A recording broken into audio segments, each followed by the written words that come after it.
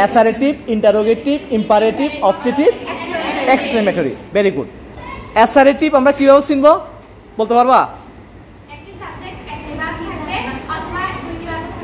একটি সাবজেক্ট, একটি ভার্ব এবং অবজেক্ট, মানে subject, verb, object or extension এবং শেষে কি থাকবে? ফুল স্টপ থাকবে। এবং শেষে কি থাকবে? ফুল স্টপ থাকবে। আচ্ছা, এবার ধরো ইন্টারোগেটিভ আমরা কিভাবে চিনব? একেবারে সহজ। ইন্টারোগেটিভ সেন্টেন্সের শেষে কি থাকে? প্রশ্নবোধক চিহ্ন দেওয়া থাকে। এটা দেখলে আমরা বুঝবো যে ইন্টারোগেটিভ। আচ্ছা, ইম্পারেটিভ আমরা কেমনে বুঝবো বলতে পারবা কেউ? হ্যাঁ, না ওভাবে না, অর্থ অনুসারে না। আমি দেখলে বুঝবো যে এটা কি, আমি অর্থ না, জাস্ট বাক্য দেখলে বুঝতে হবে যে এটা কি, ওইটা ইম্পারেটিভ। তাহলে আমরা কিভাবে বুঝবো? যখন কোনো বাক্য, দেখো কোনো বাক্য কি দিয়ে শুরু হলে, ভার্ব দিয়ে শুরু হলে, প্লিজ, কাইন্ডলি দিয়ে শুরু হলে, অলওয়েজ দিয়ে শুরু হলে, তারপরে লেটস বা লেটাস দিয়ে শুরু হলে, ঠিক আছে, ডোন্ট বা নেভার দিয়ে শুরু হলে সেটা কি? ইম্পারেটিভ। এটা বাক্য দেখলে আমরা বুঝতে হবে যে এটা ইম্পারেটিভ, ঠিক আছে। আর ইম্পারেটিভের শেষে কি থাকে? ফুল স্টপ থাকে। পাংচুয়েশন মার্ক কি থাকে? ফুল স্টপ থাকে। তাহলে যখন কোনো বাক্য, এই যে আমি যেভাবে বলছি যে ভার্ব, ডোন্ট বা নেভার, প্লিজ, কাইন্ডলি, তারপর হচ্ছে অলওয়েজ, নেভার, হ্যাঁ, এগুলো থাকলে কি হবে? ইম্পারেটিভ। এরপর আসো ইম্পারেটিভ এক্সক্লেমেটরি। তো এক্সক্লেমেটরিও ইন্টারোগেটিভের মতো সহজ, শেষে চিহ্ন থাকে, এক্সক্লেমেটরি চিহ্ন থাকে, ঠিক আছে। এক্সক্লেমেটরি কি চিহ্ন থাকে? এক্সক্লেমেটরি কি থাকে? এক্সক্লেমেটরি চিহ্ন থাকে। ওকে, এরপর হচ্ছে তারপরও এক্সক্লেমেটরি শুরু হয় কি দিয়ে?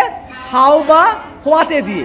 হাউ অথবা হোয়াটে অথবা হোয়াট অ্যান্ড অথবা ইফ দিয়ে শুরু হয়। কি দিয়ে শুরু হয়? ইফ দিয়ে শুরু হয়, ঠিক আছে। ওকে, এরপরে অবজেক্টিভ সেন্টেন্স। তাহলে অবজেক্টিভ সেন্টেন্স কি দিয়ে শুরু হয়? অবজেক্টিভ সেন্টেন্স শুরু হয় মে অথবা লং লিভ দিয়ে। মে অথবা কি দিয়ে? লং লিভ দিয়ে। শেষে কি থাকে? শেষে ফুল স্টপ থাকে। শেষে কি থাকে? শেষে ফুল স্টপ থাকে। শেষে কি থাকে? শেষে ফুল স্টপ থাকে, ঠিক আছে। ওকে, এরপর হচ্ছে কি অবজেক্টিভ, এরপর কি assertive, interrogative, imperative, objective, exclamatory. Exclamatory আমরা বলছি, ঠিক আছে। তাহলে এভাবে আমরা অ্যাকর্ডিং টু মিনিং ভাবে আমরা কি করবো? সেন্টেন্সটা চিনব। অর্থ অনুসারে সেন্টেন্স 5 প্রকার, ওই 5 প্রকারের উদাহরণগুলো নিয়ে আমরা আলোচনা করবো। ফার্স্ট অফ অল আমাদেরকে কি করতে হবে? ট্রান্সফরমেশন করতে গেলে first of all we have to identify the sentence, এটা কোন সেন্টেন্সে আছে, ঠিক আছে। ওকে, এবার যদি বলো the sun rises in the east, এটা কোন সেন্টেন্স? এটা কোন সেন্টেন্স? অ্যাসারেটিভ। ওকে, এবার যদি বলি হুররা we have won the game, হুররা we have won the game, এটা কোন সেন্টেন্স? এটা কোন সেন্টেন্স?